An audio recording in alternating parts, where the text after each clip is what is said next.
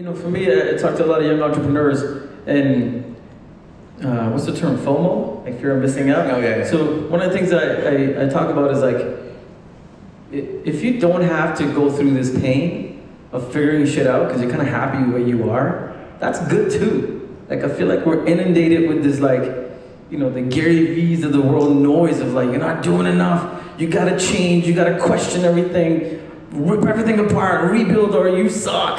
Like, who fucking cares?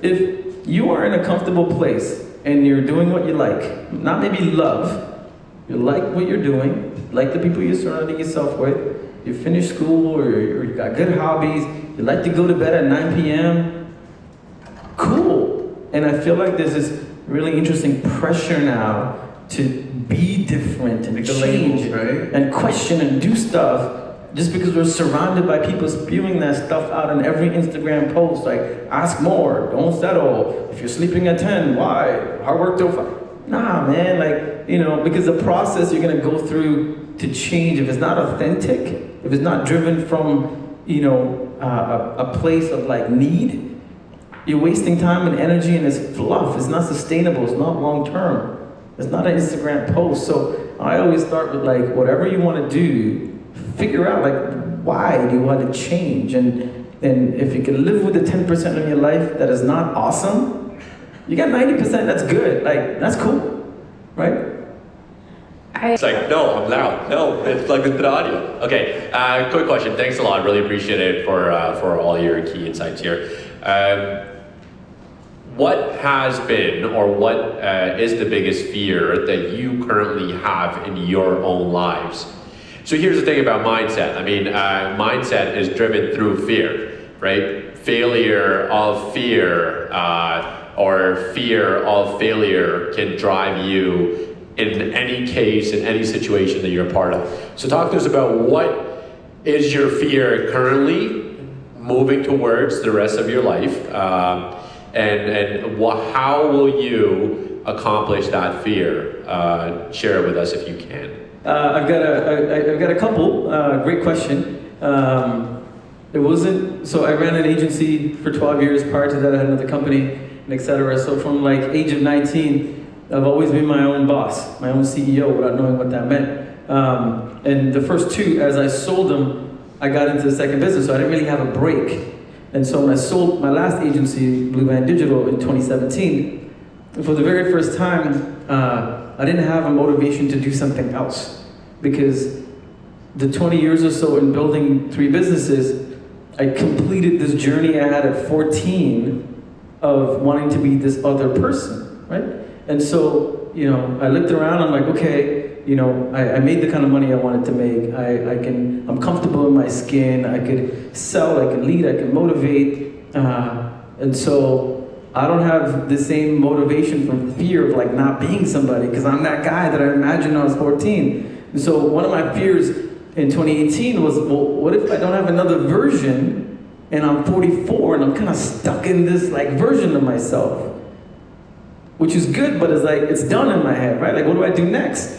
So I went into this panic mode of like, maybe I want to be a world-class DJ. So I dusted out all my old equipment and set up my studio, and I was like, fuck, I hate half the music that's on the radio today. So I would now be a good DJ. And so it took a year for me to get into this space where I needed to tap back into my fear, because that's what motivates me, right? And one of the fears I've always had from a very young age is not, you know, sort of being remembered when I'm gone. Not in an ego way, but, you know, the life of like India and Singapore and living in poverty and then going through all the physical, mental abuse at home and coming to Canada and like reinventing myself. All that can't be because I ran a company. So I'm like, what more can I do and how can I leave a legacy behind? So that is something that keeps me up at night, because that's important for me. And the second thing is a bit more personal, is I was diagnosed with a tumor 3 years ago. And until that moment, I've always told myself, as long as I have a Wi-Fi internet, I could always work, because I'm a computer guy. But I never imagined a moment where I'm physically unable to work. And that was the first time that happened, and shook my entire belief system again, going, fuck, now there's a situation that I can actually not be able to work. And it was weird because that was the year where I was in a creative process, and I did an experiment where I vlogged every single day. If you go check my YouTube page, I literally vlogged every single day just to see what it's like to capture my own life. And one of the stories was me before the operation for the tumor, where I had to sign a piece of paper that says there's a chance I might not wake up. And my wife was there, and we vlogged the whole thing. And I remember speaking into the camera like, I'm gonna go under the knife, see you? Because it was a weird moment to like not know if I'm gonna wake up. And so from that moment on, I'm very focused on saying, okay, I don't know what blueprint I was given, but I've got 2 little kids who are today influenced by the school system.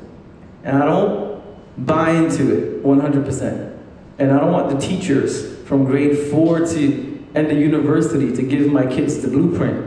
So then I started working on my own blueprint for the kids from my own life, and I'm working on a book that hopefully it's for them. And so, you know, that is sort of, again, coming from a position of fear, but I no longer debate it. Like, yeah, I'm inspired by the world or whatever, but I'm best when I'm motivated with my own fears. And I accepted it now, I don't fight it, you know, that's who I am. Thank you so much for contributing to this evening and for your open hearts, sharing from your experiences, from your life experiences. And we talked a lot about mindsets, but I was curious to know, maybe from your perception, what is the mind itself? For me, my mind is just a thought. It's really an opinion. And some days I agree with it. Some days I'm like, shut up, because you're wrong. But that's really it. And I spent most of my life trying to figure out how to train it with the right voice that helps me. Does that make sense?